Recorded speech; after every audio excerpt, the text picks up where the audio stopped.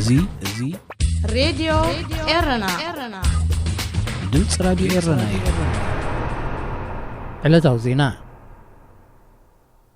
ሰራዊት ኤርትራ ናብ ትግራይ ዳግማይ ከኣቱ ምጅማሩ ኣሻቓልዩ ክብሉ ሕብራት መንግስታት ኣሜሪካን ሕብረት ኤውሮጳን በብወገኖም ገሊጾም። ጸሓፊ ጉዳያት ኣሜሪካ አንቶኒ ብሊንከን ብሶኒ 23 ሓሰብ ዝሃቦ ቃል በዝሒ ዘለዎ ሰራዊት ኤርትራ ናብ ትግራይ ዳግማይ ከኣቱ ምጅማሩ ብምግላጽ እቲ ድሮ ኣብ ተሓሳሳቢ ደረጃ በፂሑ ዘሎ ኩነታት ኢትዮጵያ ናይ ሰላም ኣንፈት የርኢ ከም ዘየሎ ዘመልክት ምዃኑ ኣሚቱ። ድሕሪ ምስሓብ ሰራዊት ኤርትራ ካብ ትግራይ ሓይልታት ትግራይ ንዝበዝሐ ክፋልቲ ክልል ተቆጻጺሮም ምጽንሖም ዘመልከቱ ምንጭታት ሰራዊት ኤርትራ ናብቲ ከባብን ተተመሊሱ ግና ሓድሽ ኣንፈት ክሕዝ ከም ዝኽእል ገሊጾም። ጸሓፊ ጉዳያት ኣሜሪካ ነዚ ዝገልጽ ዘሎ ኣብ ጽባሕቲ ኣብ ልዕሊ ንሰራዊት ኤርትራ ኣብ ትግራይ ዝመርሐዩ ዝበሎ ሓለቓ ስታፍ ሰራዊት ኤርትራ ጀነራል ፊሊጶስ ናይ ቁጠባ ማዕቀብ ኣብ ዘንበረሉ እዋን እዩ። ዲፕሎማሰኛታት ሕብረት ኤውሮጳ ብወገኖም ብዕለት 20 ነሓሰ ናብ ኣባል ሃገራት ኣብ ዝለኣኽዎ መዘክር ብዝሒ ዘለዎ ሰራዊት ኤርትራ ብታንክታትን ከበድቲ ኣጽዋርን ተሰንዩ ኣብ ምዕራባዊ ክፋል ትግራይ ይዋፈር ምህላው መልኪቶም። እቲ ዞባ ብፍላይ ከባቢታት ዓዲ ጎሹን ሑመራን ጽዑቕ ወተሃደራዊ ምንቅስቓስ ዝረኣየሉን ብኹሎም ወገናት ድፍዓት ተታሒዝዎ ዘሎን ምዃኑ ይንገር። ኤርትራ ኣብ ትግራይ ኣብ ዝካየድ ዘሎ ኩናት ሰራዊታ ከም ዘይለኣኸት ክትገልጽ ድሕሪ ምጽናሕ ኣህጉራዊ ማሕበረሰብ ዓለም ኣብ ልዕሊ ቀዳማይ ሚኒስትር ኣብይ ኣሕመድ ጸቕጢ ድሕሪ ምግባሩ ግና ሰራዊታ ትስሕብ ከም ዘላ ኣፍሊጣ ነይራ። ሲቪካውያን ማሕበራት ደቡብ ሱዳን ናንጻር መራሕቲ እታ ሃገር ዝቐንዐ ሰላማዊ ሰልፊ ጸዊዖም። እዚ ኣብ ዝቕጽል መዓልትታት ክካየድ ተጸዊዑ ዘሎ ሰፊሕ ሰላማዊ ሰልፊ ፕሬዚደንት ሳልቫኪር ማያርዲትን ምኽትሉ ሪክ ማቻርን ስልጣኖም ክገድፉ ዝጽውዕ ምዃኑ ካብቲ ሃገር ዝሰፈነዎ ዜና መልኪቱ። ሲቪካውያን ማሕበራት ደቡብ ሱዳን ህዝባዊ ጥምረት ዝብል ሓድሽ ለፍንቲ ብምቋም መራሕቲ እታ ሃገር ስልጣኖም ክገድፉን ሓድሽ ህዝባዊ መንግስቲ ክትከልን እዮም ዝጽውዑ ዘለዉ። ሳልቫኪርን ምኽትሉ ማቻርን ንህዝቢ ብዓሌትን ፖለቲካዊ መኽሰብን ብምፍልላይ ንሓድ ሕዱድ ተፋኒኖም መኽያክል ነታ ሃገር ናብ ዓዘቕቲ ይሸምዋ ኣለዉ ክብልዮም እቶም ምንቅስቓሳት ዝኸሱ ዘለዉ። ደቡብ ሱዳን ናጻ ሃገር ካብ እትኸውን ካብ 2011 ጀሚሩ ብዓይነቱ ናይ ፈለማ ክኸውን ከም ዝኽእል ዝንገረሉ ዘሎ እዚ ህዝባዊ ኣብያ ሰላማዊ ሰልፊ ኣብ መንግስታውያን ቤት ጽሕፈታት ኮፍ ብምባል መንገድታት ብምዕጻውን ካልእን ብምክያድ ነቲ መንግስቲ ንምድኻም ዝዓለመ ምዃኑ ኣብታ ሃገር ዝርከቡ ዲፕሎማሰኛታት ገሊጾም። ውድብ ሕብራት ሃገራት ኣብ ከተማ ጁባን ካልእ ከባቢታት እንታ ሃገር ንዝርከቡ ሰራሕተኛታቱ ናይ መጠንቀቕታ መልእኽቲ ኣመሓላሊፉሎ። ህዝባዊ ማእከቢ ቦታታት ሰብ ብብዝሒ ዝረኣየሉ ከባቢታት ዓበይቲ ጎደናታት ከተማ ዝኣመሰሉ ህዝባዊ ናዕቢ ክካየደሎም ዝኽእል ቦታታት ከወግድ እዩ ሕብራት ሃገራት ዘጠንቅቕ ዘሎ። ሳልቫኪርን ሪክ ማቻርን ሃገር ክመርሑ ብቕዓት ስለ ዘይብሎም ነታ ሃገር ናብ ፍጹም ውድቀት የምርሕዋ ኣለዉ። ስለዚ ኸዓ ብሰላማዊ መገዲ ስልጣኖም ገዲፎም ብህዝቢ ተቐባልነት ዘለዎም መራሕቲ ክትክእዎም ኣለዎም ክብል ምንቅስቓስ ህዝባዊ ጥምረት ተቃውሞ ይገልጽ። የመን ካብ ኣህጉራዊ ማዕከን ገንዘብ ናይ $665 ሚልዮን ሓገዝ ረኺባ። IMF ነዚ ሓገዝ ዘበርከተ የመን ኣትያቶ ካብ ዘላ ቁጠባውን ሰብኣውን ቅልውላው ንምውፃእ ዝዓለመ ምዃኑ ሽንህዋ ገሊጹ። ኣብ ከተማ ዓደን ዝርከብ ሃገራዊ ባንኪ የመን ኣብ ዘውፅኦ መግለጺ እቲ ናይ $665 ሚልዮን ሓገዝ ድሮ ናብ ባንክታት እታ ሃገር ከኣቱ ጀሚሮ ከም ዘሎን ንቁጠባ የመን ከበራብሮ ዘለዎ ተስፋን ገሊጹ። እቲ ሃገራዊ ባንኪ መግለጺኡ እቲ ፋይናንሳዊ ሓገዝ ናይ ወፃኢ ሸርፍን የመን ተካይዶ ምልዋጥ ንግድን ድፊኢታ መሃብ ዓብይ ኣበርክቶ ክገብር ኢሉ ከም ዝኣምንና መልኪቱ። ባጢራ የመን ናብቲ ሃገር ንዓመታት ብሰንኪ ዝቐጸለ ውግእ ሓድሕድ ብቐጻሊ ከንቆልቁል ብምጽንሑ ኣብዚ እዋን እዚ $1 ኣሜሪካ 137 ሪያል የመን ይሽረፍ ኣሎ። ብሰንኪ እዚ ካብ 2005 ኣትሒዙ ዝካየድ ዘሎ ኩናት ሓድሕድ ዘኸተሎ ናይ 250 ሚታዊት ምንቁልቋል ሸርፊ ወጻኢ ዋጋ ሃለኽቲ ነገራት ብ140 ሚታዊት ዛይዱ ይርከብ። ዜና ኣብዚ ይፍጸም። እዚ ሬዲዮ ኤረና ድምፅ ራዲዮ ኤረና እዩ። ካብ ቀላይ ትጋንዚ ናብ ገማግም ቀይሕ ባሕሪ ይርጋኣለም ፍስሓ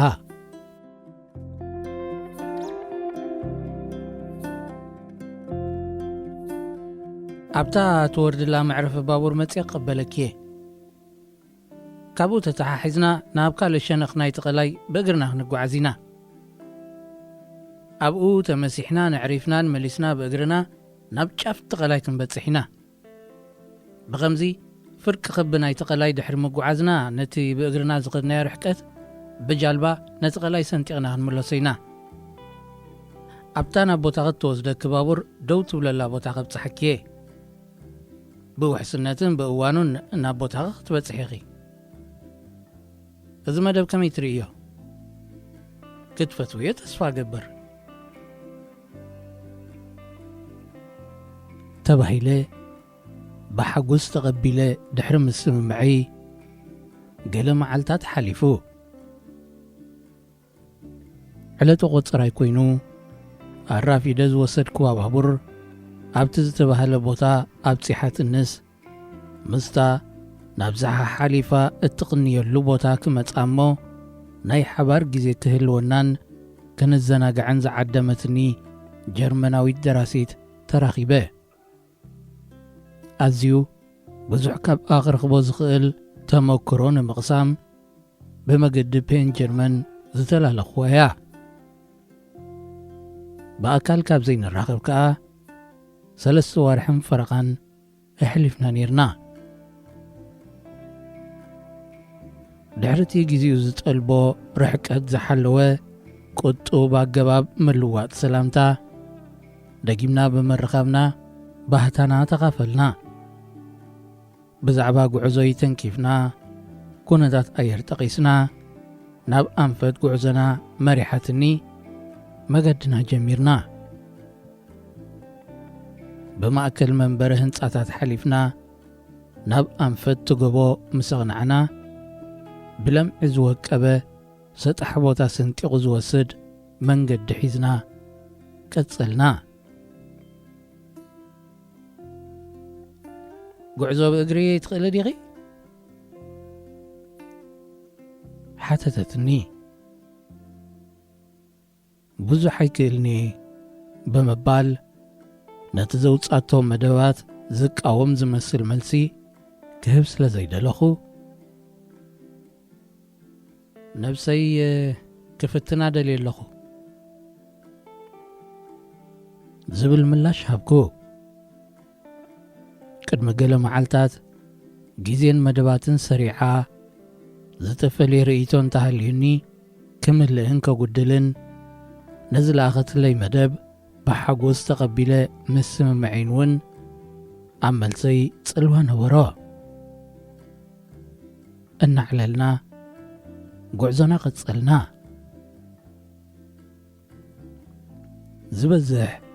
ንሳያ ትዛረብ ናብ ኩሉ ኣንፈታት እናመልከተት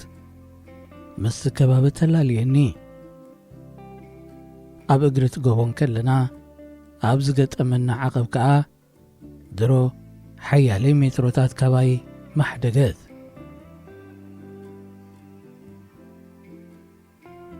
ስሩዕ ምንቅስቓስ ትገብሪ ኢኺ ሓቀይ ሓተትክዋ እዋ ገብረ መዓልታዊ ጓዓዜ በለትኒ እዚ ኣብ መንጎይና መንጎን ዝፍጠር ዘሎ ርሕቀት ብምኽንያት ቁመትና ጥራይ ከም ዘይኮነ ኸረጋግጽ ኢለ በልክዋ ንእግረ መገደይ ህድእ ኢላ ክትስጉም ንምዝኽኻር ይኹን እምበር ጉዕዞና ፍጥነቱ ኸይቀየረ ናብቲ ዓቐብን ቁልቁልን ዝበራርየሉ ኣብ ውሽጢ ስልኽሉኽ እናበልና ክንሓልፎ ዝነበረና ዕሙር ኣግራብ ኣተና ነቲ ድሮ በቲ ምንቅስቓሳትናን ዝነበረ ፀሓይ ጨው ቀትርን ክስማዓና ጀሚሩ ዝነበረ ሃሩር ኣህዲኡ ጥዑም ንፋስ ለገሰልና ንሓይልና እውን ሕደሰልና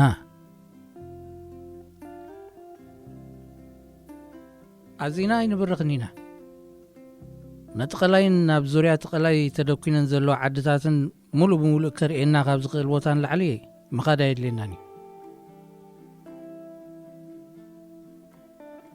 ተተባብዓኒ እያ ነይራ ነትንውሓትን ምዕማርን ናይቲ ውሒጡና ዝነበረ ግራብ ክትእምት ምሰንቃዕረርኩ ነቲ ጎቦ ብዓይነይ ይዕቅኖ ከም ዝነበርኩ ገሚታ ክትከውን ትኽእል እያ። ብዙሓት ካብቶም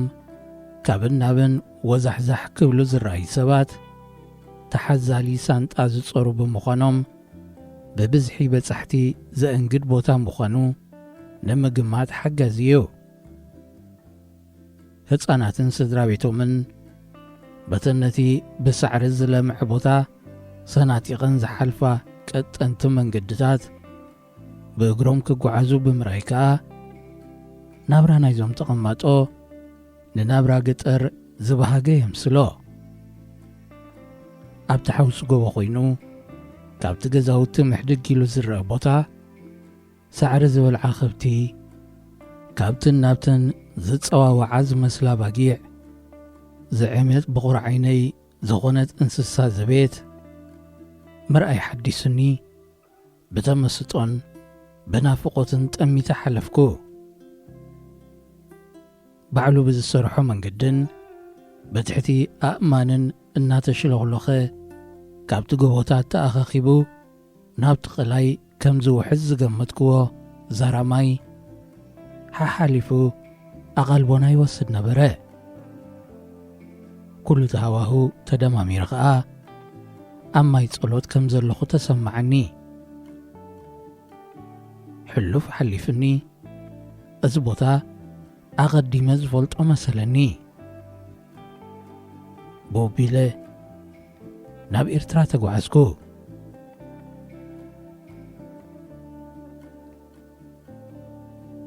እቲ ወሳኒ ረጓሒ ተፈጥሮ እዩ። ይኹን እምበር ነዜጋታት ካብ ወቐሳ ዘድሕን ኣይኮነን።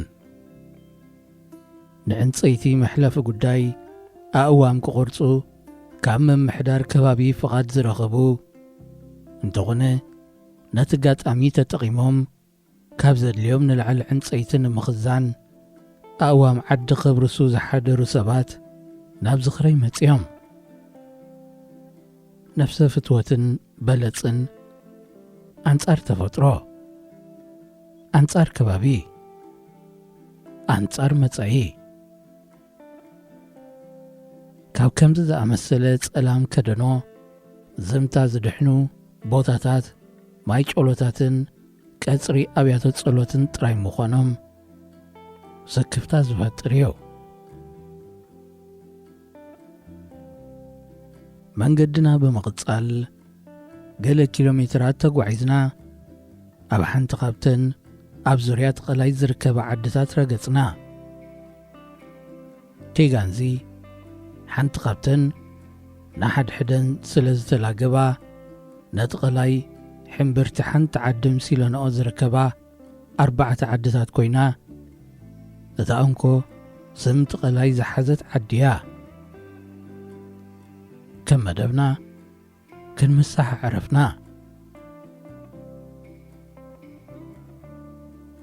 ሎሚ ዝናብ ከይመጽእ ፈሪሐ ነይረ።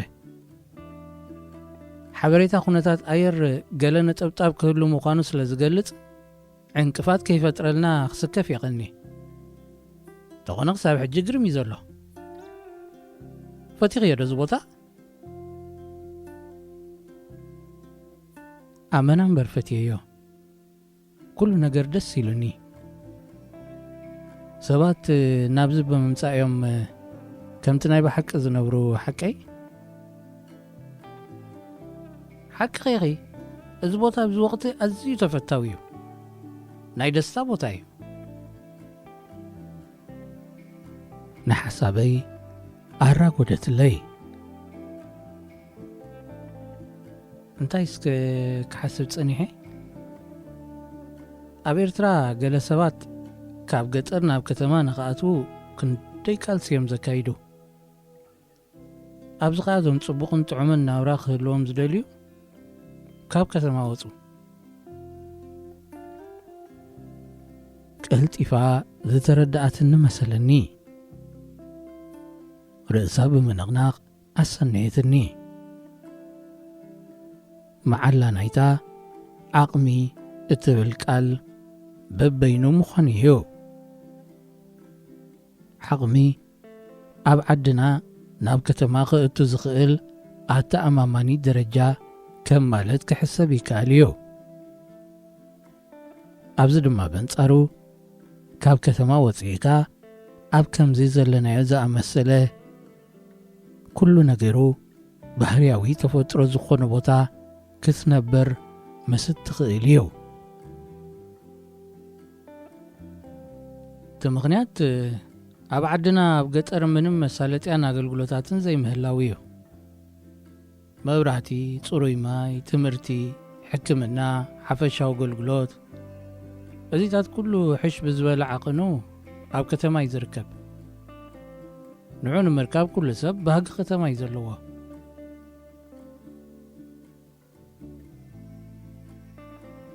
ነቲ ብዓዳን ዓደይን ዘሎ ዓብዪ ፍልልይ ከተዓርቕ ፈተንኩ። ኣብዚ እዋን ከተማታትን ገጠራትን ኤርትራ ኩለን ሓደ ኮይነን ኩሉ ዓይነት ኣገልግሎታት በኺርወን ዓንየን ምህላዋን መጥቃስ ኣብቲ ሓፈሻዊ መረዳእታ ዘምጾ ለውጢ ኣይህልዎን እዩ ብምባል ነቲ ህልው ኩነታት ምዝርዛሩ ኣይመረጽኩን። እንተኾነ ብቓላት ኣየውሳእዮ እምበር እተን ገጠራት ህይወት ከተማውነት መሃበን ተሳኢንዎ ካያክል ነተን ዝርከበን ከተማታት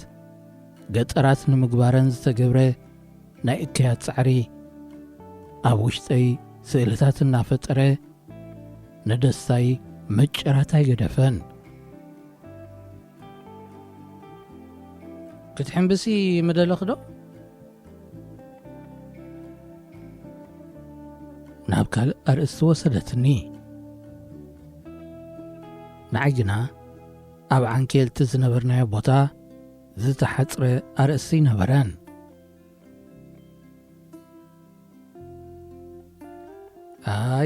ኣይፋለይን ማለት ኣይክእልኒ መለስኩ እሞ ስለምንታይ ከም ዘይከኣልኩ ክትሓተንን እናተጸበኹ ምሕምባስ ክመሃረሉ ዝኽእል ዕድል ነይሩኒ እንተኾይኑን ምኽንያት ዘይምኽኣልየይ ድኻመይ እንተኾይኑን ሓሰብኩ። ጓልታ ልዕሊ 1,000 ኪሎ ሜትር ካብ ገማግም ቀይሕ ባሕሪ እትውንን ኤርትራ ምዃነይ ምፍካር የድልየንን እዩ። ንሱስ ናይ መባእታ ደረጃ ትምህርተይ ጉራ ኮይኑ ተሪፍ እዩ። ብዘይካ ምስ ጎረባብቲ ሃገራት ኣብ ፖለቲካዊ ረጽሚ ክንኣቱን ከለና ህላወ ቀይሕ ባሕሪ ዝዝከረሉ ካልእ ኣጋጣሚ ቀልጢፉ ርእሰይ ኣይመጸለይን። እቲ መባእታ ደረጃ ዝሸምደድክዎ ሓበን ብቐይሕ ባሕርን ኩርዓት ብኽልተ ወደባትን ኤርትራ ሃገረይ ባሕሪ መቐነታ ክልተ ወደባታ ዝትሕስኡ ነየታ መዋህለሊ ነጥቢ ኮይኑ ጥራይ ዝተርፍ ብመስለኒ ነበረን። ሃገረይ ቅናታ ዘፍትሕ እምበር ሃብታን ግርማኣን ዘኽብር ከም ዘይተሾመላ ይርዳእኒ ነበረን። ገማግማ ሓደ ፍረ ዘይህብ ግን ከዓ ጸላኢ ዝጥምቶ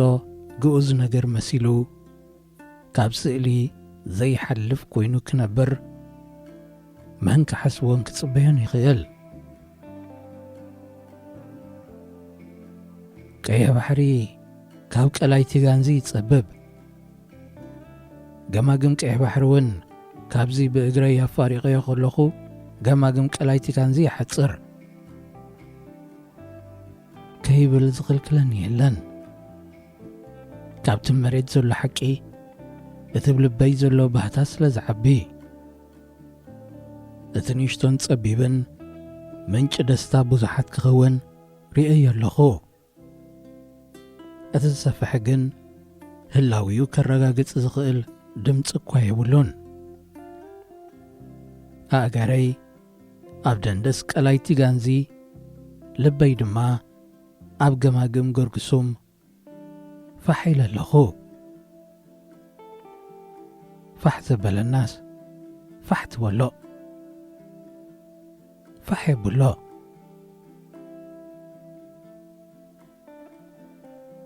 ድሕሪ ምሳሕን ንእሽቶ ዕረፍትን ናብትታ ንምለሰላ ጃልባ ተዓርፈሉ ዓዲ ገስገስና ነቲ በሪኽ ወፂና ብኹሉ መኣዝኑ ዝተዓዘብናዮ ቦታታት ብእግርና ንጓዓዞ ነበርና እዚ ዳሕራይ ጉዕዞና ሓውሲ ጎልጎልን ብማእከል መንበር ገዛውትን መናፈሻታትን እዩ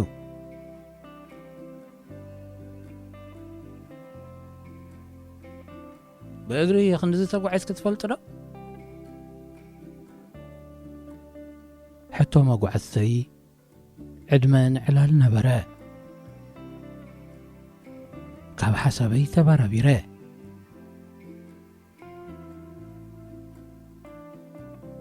ብእግሪ ብዓቐን ክንደዚ ይኹን ኣይኹን ክግምት ኣይክእልን ግን እወ ተጓዒዘ ድሕሪ ምባለይ ብዙሕ ዓመታት ይገብር ኣብ ክረምታዊ ማእቶት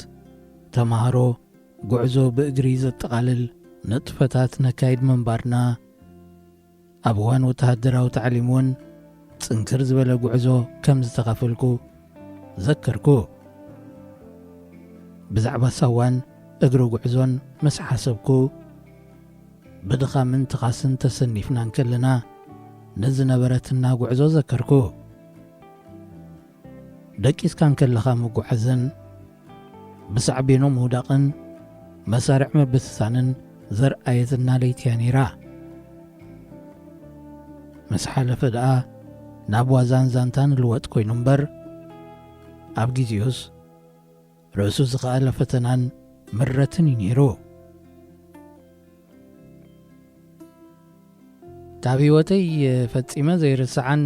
ዝጸንከረትን እግሪ ጉዕዞ ግን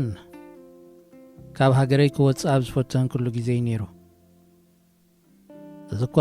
ኣካልቲ ንፅሓሓፎ ደብዳቤታት ተኾነ ክሓይሽ እዩ ባዕለይ ጀሚረ ክብቅዕ ባዕለየ ምውንዛፉ መሪፀ እቲ ኣዝዩ ነዊሕን ዘይጥዑምን ዝኽርታት ዝሓዘ ዛንታ ፈተነ ንምስጋር ዶብ ኤርትራ ነቲ ዝነበረና ጽቡቕ ሃዋሁ ካሕማ ትኽልና ይደለኹን ምስ ሙሉእ ተመስጦን ተፈጥሮ ናይ ምስትምቓር ሸውሃትን ምስ ብዙሓት ተጓዓዝቲ ሓቢርና ናብ መበገሲና ናብ እትመልሰና ጃልባ ተሰቐልና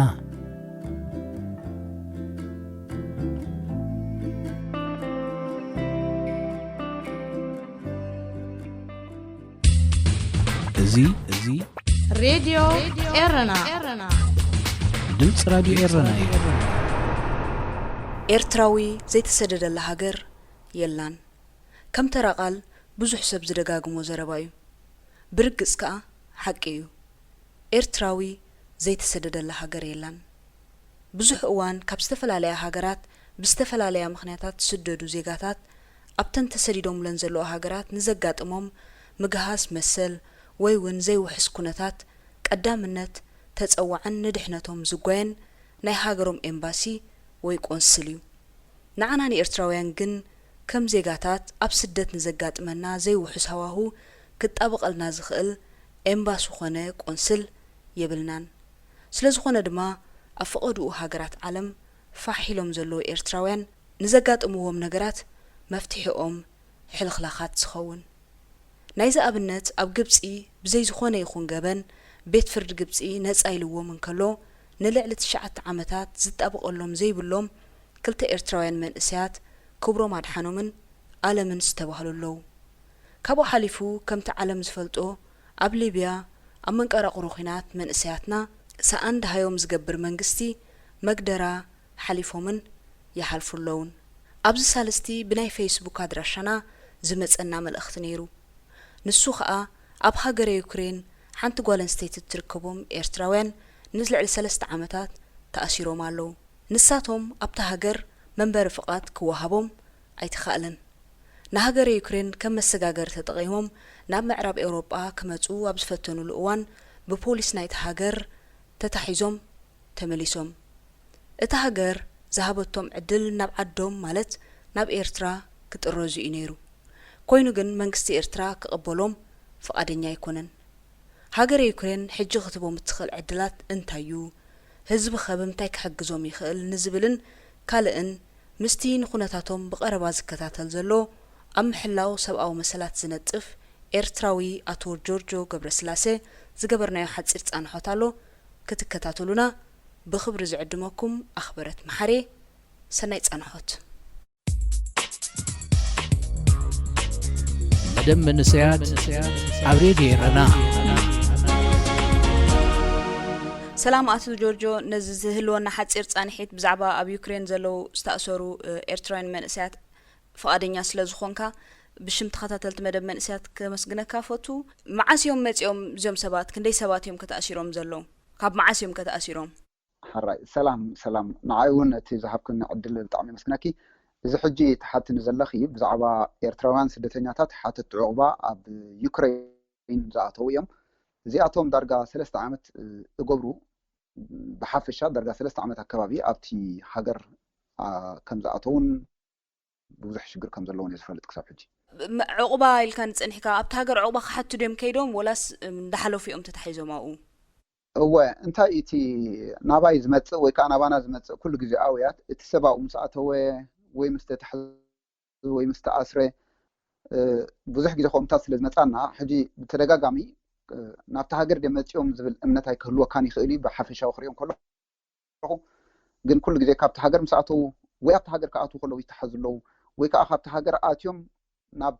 ካልኦት ሃገራትና በዓል ኤውሮጳ ክሰግሩ ከለው يتحازو سلوزولو بتدغاغامي اب اسر بيت بحماق عينت هيوت تحلفو مهلاو قصال بزمصا حبريتا ولا بستفالالي اوياتنا ايرتراويان كابت هاجر كمصن كاب هاجر يوكرين مالتي هو نحنا اللي كانت صنحكا نسخاتكم منيخو مالت نعخا بزح سفلتكا خونيو اتو جورجو غبرسلاسي مخنياتو بزح ابناي سباو مسلات نطفتات تغبريخا خمتكال منيخوم كساب حجي باخاتكم مستغبرلو ما قالبون حاجزن كنتايو أنا خبل كله نحنا بزعبة ملع علم زلوا إيرتراوي بخمسة عينة أويات زجبر كابستف فلا ليه حجرات نحنا كم جانت أمريكان استمزابوا الإيرتراويين يزارب زلهم سلزة حد سينيور ممبر أبال نايت محبرة أبي يوكرين ترح زي كنا أبستف على ليه كفالة علم كابزحات ولا بحجرات كاب على الفلبينز متيو كابزخونة يكون كالوت كفالة حجر أبزخونة يكون كسب حبريتان نحنا زلهم نحدا دويلهم بذكر على النات نحنا نجبره مستن محبرات ترادو علامات بزعبو ما قالبو خبرات تقدم عويت نغبري حجي كان الراخوبهم يزلنا تقدم نغبرو محبرات ترادو عالم بعني يعني تي ار يخونو وي اي او ام يخونو كوي كالوت محبرات كالات نعاتهم زو كلهم دحدالو زخونه يخون حجرات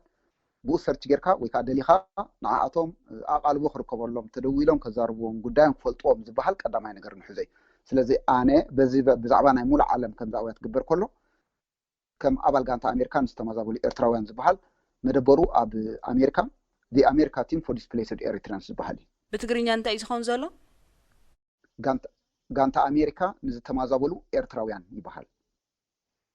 مدبرو أب أمريكاي. نزوم أبي يوكرين زركبوا مالت يوكرين بزح بقربان سمعوا عينتها يكونن كم زبحال جن كم تقول لك زي زبحال إيرتراوز يتسرروا له هاجريلن جن نعاتهم بفولي تكيزهم أنت عينت حاجة تجير له ماله. كسب حجي بزح زتجبر لهم وحال جزء أوقات كمتسم كله يعني تيارت نجرم يدولوا لهم يرخبوهم من البعض حج انت كل جزء نساتهم زبلوه أبينا هم تتحيزهم وصاني نابنت كسوقرون نحن داخل تهجر تتحيزهم تمليسهم تهجر ناتو حق سلو زلوا ناب إسر بيت زقتهم زلوا أب إسر بيت مساعته بنا يعني تيارت توه بنا حبريتان بحرالو خينو كم مخر زبوا كل جزء نخيس سجوك حتى عقبك كلا جزء حتى مثل كم زلوا وين زنبرخ حجيت عندي شجر غير وزلو اتخوم قصال خبر خو ديام ابز تححزو اب زخونه ነገር ከጋጥም كله حتى عقبه خبر خو ديام تزلو طقم اب يوكرين حتى عقبه تقبلوا نزبل سب كبابي 20 ገለን ሰባት ክሳብ ሕጂ ይፈልጥ مستفላለይ መልክዕ ዘውዩ حتى عقبه تقبلوا من نزبل سب አይሰማعኩም ስለዚህ ንብዙሕ ግዜ ይደግሙ حتى عقبه ይገብሩ ሃገር እቲ ሃገር ግን ኣይቅበሎም እዩ ዘሎ ዓቕሊ ፅበት ዝፈጠሮ ናብ ካልኦት ሃገራት ክሰጉሩ ኢሎም ምስ ፈተኑ ከዓ ተሓተታ ሒዞም ተኣሲሮም መለሱ ኣለዉ ሕጂ ተቐጻሊ ከምኡ ምግባር ናይ ስነ ኣእምሮኣዊ ፀቕጢ ይፈጥረሎም ኣሎ ዓቕሊ ፅበት ይፈጥረሎም ኣሎ ካብ እስር ቤት ናብ እስር ቤታት እንዳጋላበጡ ኣብ ሽግርን ስቃይን መከራን ከም ዘለዉ ግን ብተደጋጋሚ ካብ ዝረኽቦም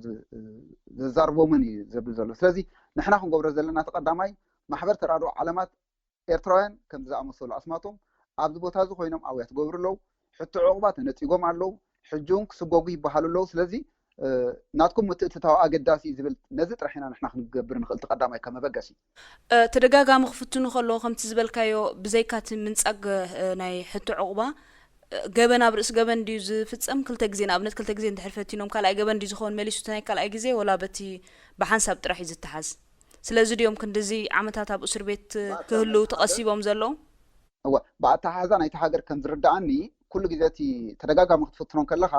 ንባዕሉ እቲ እስር ቤት የብዝሓልካ ኣሎ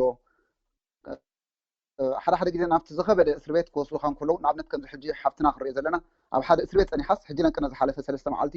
ናብ ካልእ እስር ቤት ይወስድን ኣለዉ ኣብ ዘይፈልጦ እዚ ትሪኦ ዘለካ እቲ ዘለኽዎ እስር ቤት ኢላ ክሳብ እቲ ስእሊ ወይ ከዓ እቲ ተሓሓዛ ናይቲ እስር ቤት መሰረኣየትኒ ኣዝዩ ኣስካሕኪሕኒ ኣሰንቢድኒ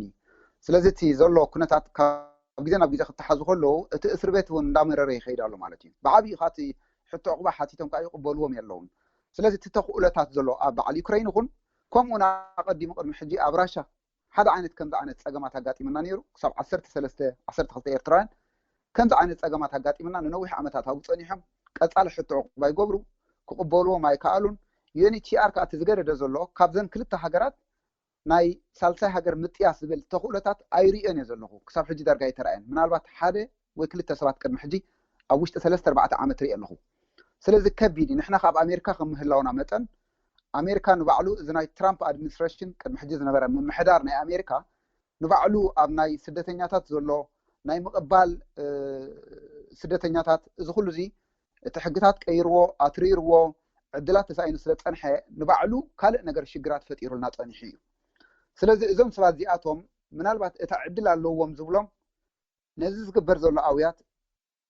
ንኣብነት ውሕዳት እዮም ቁጥሮም ንዛረብ ዘለና ሓንቲ ሓፍትና ኣብ ውሽጢ እስር ቤት ኣላ 3-4 ከዓ ኣብ ደገ ኣለዉ ብፍላይ ናይ ሓፍትና ከዓ ፍሉይ ኮይኑ ኣሎ ማለት እዩ ነዚኣ ምናልባት ከም ፍታሕ ኢለ ዝሪኣ እንድሕር ኣላ ኮይና ብናይ ህዝቢ ሓላፍነት ክውሰደሉ ዝኽእል ከምኡውን ብናይ ኤሮጳ ዘሎ ምናልባት ክንዛረበሉ እንድሕር ተደልዩ ድሓር ነዚ ነገር እዚ ኣነ ካብ ዝሪአኽዎ እታ ሓንቲ ክንገብራ ንኽእል ከምዝን ኣጋጥሞም ኣለና ነቶም ማሕበራት ካብ ወይ ዓዲ ዋዕልናን ከምዝን ንገርዎም ግን ክንረኽቦም ኢና ይብሉ ኸዮም ግን እቲ ፍታሕ ንሪኦ የለና ብርግፅ ክንደይ ሰባት እዮም ዘለዉ ኣብ መጀመርታ ክሳብ 20 ገለን ከም ዝነበሩ እዩ ዝከረኒ ብድሕሪኡ ናብ 12-13 ወሪዶም ሕጂ ከዓ ዝረኽቡኑ ዘለዉ ክሳብ 4 ሰባት ምዃኖም ከዓ ይፈልጥ ማለት እዩ እቶም 3 ምናልባት ኣብ ከተማ ኣለዉ ሓፍትና ከዓ ኣብ እስር ቤት ኣላ እታ ሓፍትና ግን ኣብ ዝኸፍያ ዘላ ኣብ እስር ቤት ስለ ዘላ ኣብ ከተማ እዮም ዘለዉ ሕጂ ብዋሕዝ ድዮም ወፂኦም ኣብኡ ዘለዉ ካልእ ዕድላት ድዮም ብባዕሎም ክርእዩ እንተዘይኮይኑ ብናይ ዩኤንኤችሲኣር ዝበሃል ናይ ሪሰትልመንት ዕድላት ክሳብ ሕጂ ኣይርኢኹን ኣለኹ እቶም ካልኦት ከም ጠቂስካ ለይ ፀናሕካ ጎዲሎም ኣለዉ ማለት እዩ ካብ 20 ገለን ሰባት ሃዲሞም ዝተዓወቱ ድዮም ወይ ካልእ ዕድላት እንታይ ረኺቦም ህዝቢ ዲ ሓጊዝዎም ወይ ቤተሰቦም ድዮም ስፖንሰር ገይሮምሎም እንታይ ዓይነት ዕድላት ስለ ዝረኸቡ እዮም እቲ ቁፅሪ ጎዲሉ እወ ሕጂ እቲ ሰብ ኩሉ ግዜ ካብ ሽግር ምስ ወፅአ ኮንታክት ዝገብረካ ወይ ከዓ ዝረኽበካ ኣካላት ብዙሕ ኣይትርኢን ኢኻ ስለዚ ከመይ ገይረን ወፂኦም ካብቲ ሃገር እዝን ክብል ኣይክእልን እየ ግን ሓፈሻዊ እንታይ ክኸውን ይኽእል ምናልባት ፈቲኖም ድዮም ከም ብሓድሽ ናብተን ናይ ኤሮጳ ሃገራት ወይ ከመይ እዮም እዝን ክብል ኣይክእልን ግን ብሓፈሽኡ ንሱ ክኸውን ዝኽእል ተኽእሎ ኣሎ ኩሉ ግዜ ምስ ወፁ ካብቲ ቦታ ዳርጋ ይረኽቡኻን እዮም ኩሉ ግዜ እቲ ኣውያት ዝመፅእ እቲ ኣብ ሽግር ዘሎ ሰብ ኢኻ ቀፃሊ ትረኽቦ ስለዚ ናታቶም ናበይኦም ከይዶም ዝብል ክንዲዚ ዓይነት ዝኾነ ኣፍልጦ የብለይን እዝን ክብል ኣይክእልን እቲ ሓፈሻዊ ግን ምናልባት ሰጊሮም ወፂኦም ክኾኑ ይኽእሉ እዮም ናብቶም ካልኦት ሃገራት ክሳብ ሕጂ ዩኤንኤችሲኣር ሂብዎ ዘሎ ምላሽ ኣብቲ ናቶም ከይዛ መልኪትና ማለት እዩ ኣብዚ ዘለዉ እዚኣ ሓንቲ ጓል ኣንስተይቲ ትርከቦም ኣብቲ ሃገር ዘለዉ ሰባት ሕጂ ዩኤንኤችሲኣር እንታይ ዓይነት ምላሽ ኣለዎ ነዚ ብናይ ዩኤንኤችሲኣር ዝመፅእ ኩሉ ግዜ ኣብቲ ሃገር ብዙሕ ተኽእሎታት ከም ዘየሎ ትሪኦ ኣለኻ ናይ ሪሰትልመንት ዕድላት ክንህቦም ኢና ዝበሃል መልሲ ኣይርኢነ ዘለኹ ንኣብነት ጠበቓ ክገብሩ ከም ዝኽእሉ ሕቶ ዕቑባ ክገብሩ ኣለዎም ካብቲ ሃገር ከይስጓጉ ሕቶ ዕቑባ እንድሕር ዳ ገይሮም ካብቲ ሃገር ክሰጓጉ ኣይክእሉን እዮም ዝብል ተደጋጋሚ እስር ቤት ክኣትዉ ከለዉ ተቐፃሊ ትሰምዖ ሕጂ እውን ከም ብሓድሽ ነቲ ሕቶ ዕቑባ ይግበርዎ እዩ ግን እዚ ክሳብ መዓስ ይቆም ኢሉ ክኸይድ ትሕቶ እንድሕር ናይ ሪሰትልመንት ናይ ምጥያስ ናብ ሳልሳይ ሃገራት ዕድል ዘይርከብ ኮይኑ ክሳብ መዓስ እዮም ከምዚ ኢሎም ክሳቀይቶም ዜጋታትና እዩ ትሕቶ ሕጂ ተቐንዲ በዳህ ኮይኑ ዘሎ ንሱ እዩ ትፍታሕ ንብሎ ምናልባት ኣነ ካብ ናተይ 3 ዓመት 4 ዓመት ካብ ዝረአኽዎ ምናልባት እቲ ተሓሸ ዝበሃል ሓደ ብኤውሮጳ ዘለዉ ኤርትራውያን ተጣበቕቲ ሰብኣዊ መሰላት ምናልባት ካብቲ ቀረባ ስለ ዝኾነ እቲ ሃገራት ኣብኡ ስለ ዘሎ ኣካላት ናይ ሕብረት ኤውሮጳ ንድሕር ደኣ ኮይኑ ተጣበቕቲ ሰብኣዊ መሰላት ኢዶም ምትእትታው ገይሮም ምናልባት ናብ ሆላንድ ሓቲተ ነይረአ ብዛዕባ እዛ ሓፍትናን እቶም ሰለስተን እቲ ዝኣክል ሓበሬታ ናቶም ሊስት ኦፍ ኢንፎርሜሽን ሓበሬታ ኣስማቶም ዋላ እቲ ዘሎ ሓበሬታ ሰዲደ ነይረአ ሰዲድና ኣለና ይብሉን እዮም ግን ዝኾነ ዓይነት መልሲ ኣይረኸብኩን ብኡ ገይሮም ደው ኢሎም ደም ሂቦሞም ምክንያቱ ክቦም ከለኹ ቴሌፎኖም ወሲኸ ሂቤም ኣነ ሕጂ እቲ ናይ ኤውሮጳ ዘሎ ተጣባቑ ሰብኣዊ መሰላት ኤርትራውያን ኣድህቦ እንተዝገብርሉ ትዝሓሸ እዩ ካልእ ምናልባት ከም ኣማራፂ ዝብሎ ናይ ኣሜሪካ ንባዕሉ ከቢድ እዩ ዘሎ እቲ ናይ ምቕባል ክሳብ ሕጂ ዝሓድሽ ምምሕዳር ነቲ ተስፋ ዝሃበና ክሳብ 100 ገለን ሽሕ ዓመት ክቕበል እየ ዝበሎ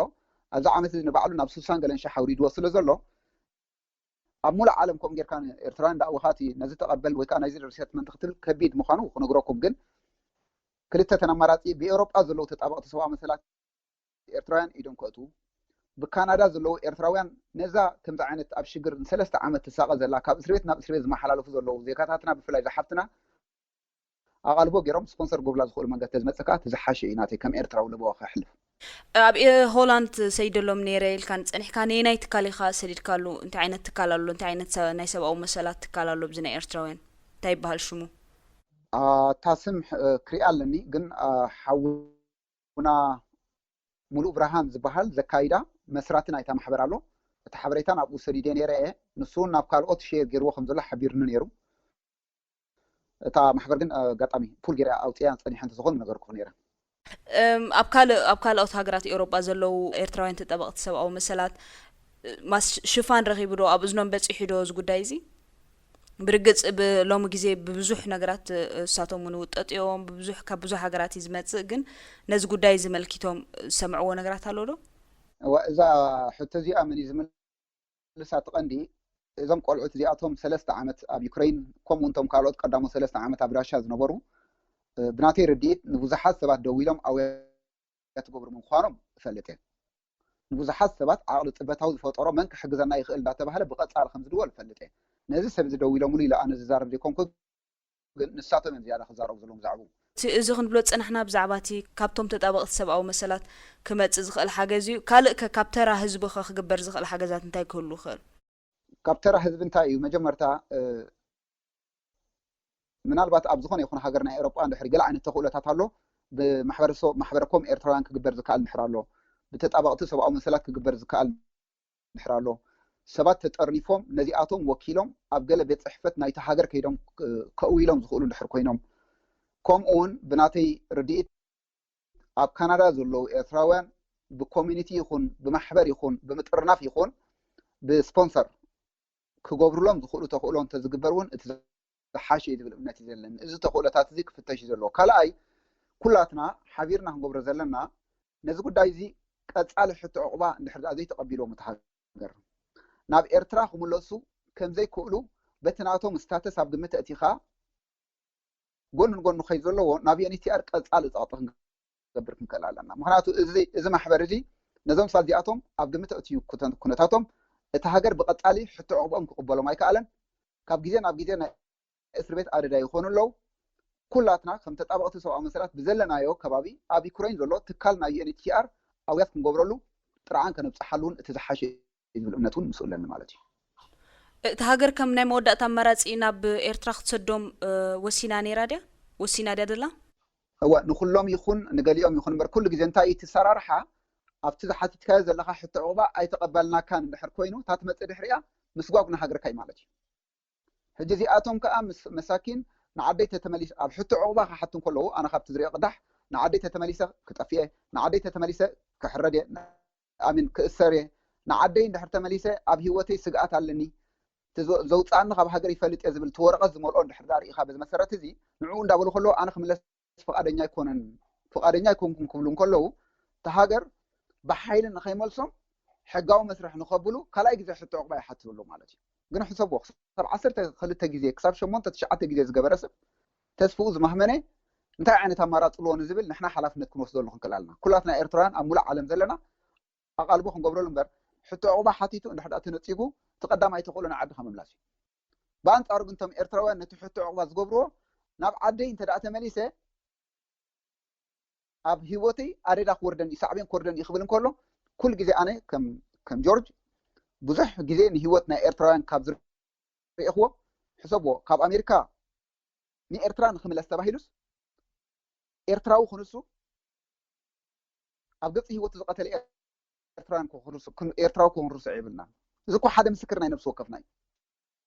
ስለዚ ካብዚ ነገር ዝተቢልና ንሕና እንታይ ሓላፍነት ንወስድ እዩ ተጣበቕቲ ሰብኣዊ መሰላት ከመይ ገርና ዝህቦ ንገብር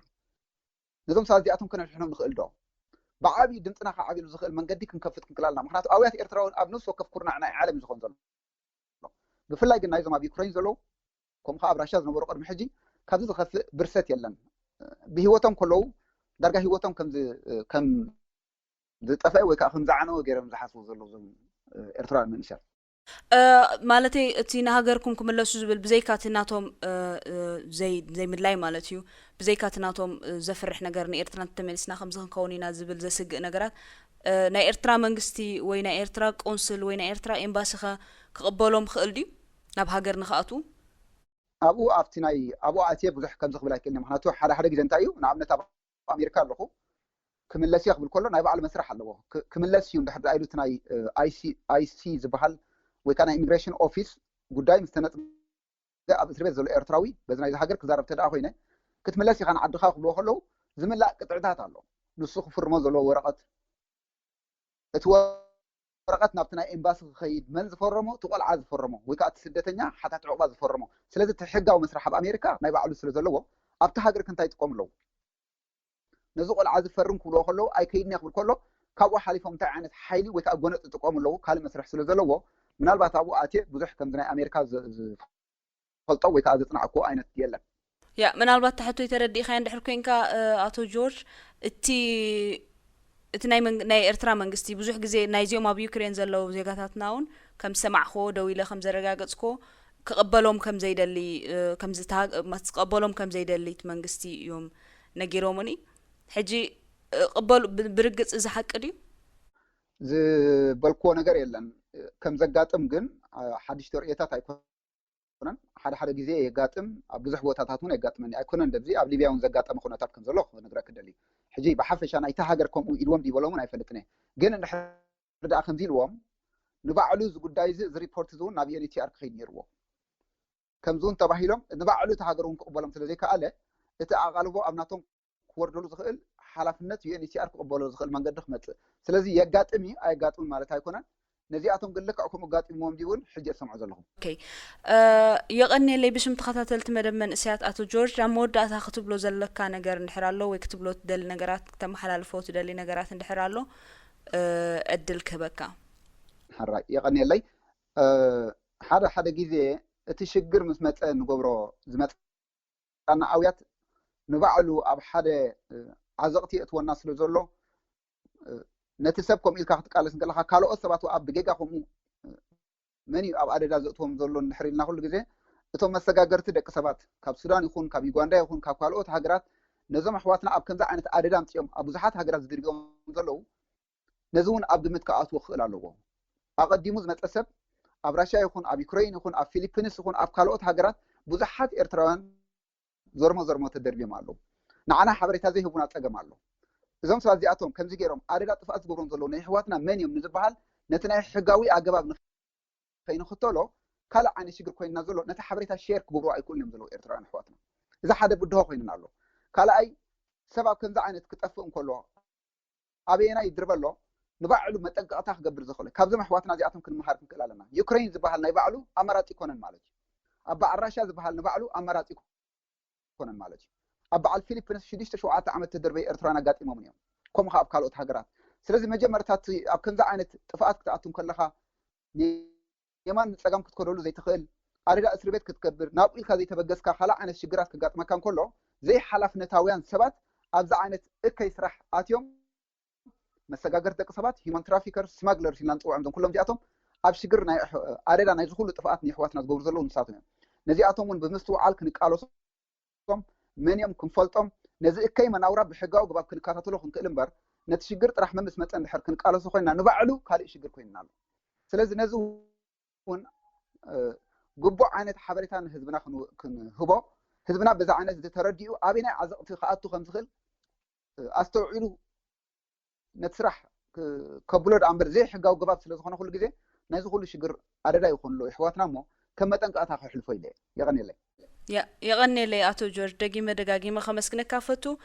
ንዝሃብካና ሓበሬታ ተስፋ ገብር ህዝቢ ወይ ካልኦት ሰባት ካልኦት ነዚኦም ዜጋታት ክሕግዝዎም ዝኽእሉ ነዚ ሰሚዖም ገለ ተበግሶ ክወስዱ ቴንክዩ ኣነ እውን የቐኒለይ ብሰንኪ ብድምፂ ናይ ከምዚ ዓይነት ኣደዳ ዝወረዶም ኤርትራውያን ካብ ሙሉእ ዓለም